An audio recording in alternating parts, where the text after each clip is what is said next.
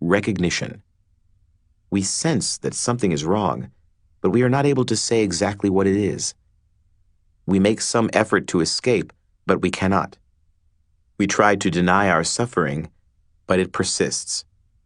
The Buddha said that to suffer and not know that we are suffering is more painful than the burden endured by a mule carrying an unimaginably heavy load.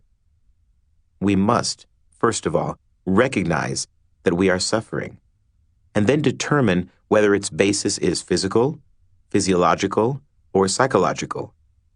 Our suffering needs to be identified. Recognizing and identifying our suffering is like the work of a doctor diagnosing an illness.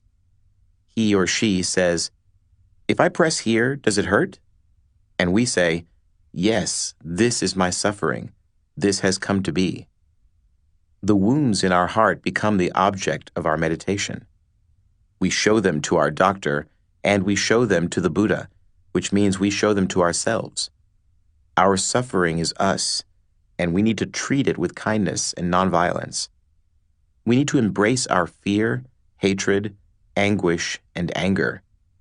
My dear suffering, I know you are there. I am here for you, and I will take care of you.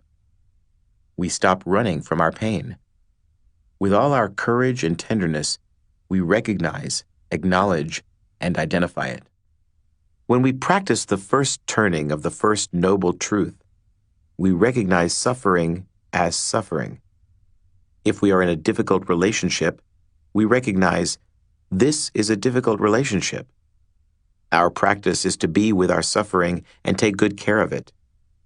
When we practice the first turning of the second noble truth, we look deeply into the nature of our suffering to see what kinds of nutriments we have been feeding it. How have we lived in the last few years, in the last few months, that has contributed to our suffering? We need to recognize and identify the nutriments we ingest and observe. When I think like this, speak like that, listen like this, or act like that, my suffering increases. Until we begin to practice the second noble truth, we tend to blame others for our unhappiness. Looking deeply requires courage.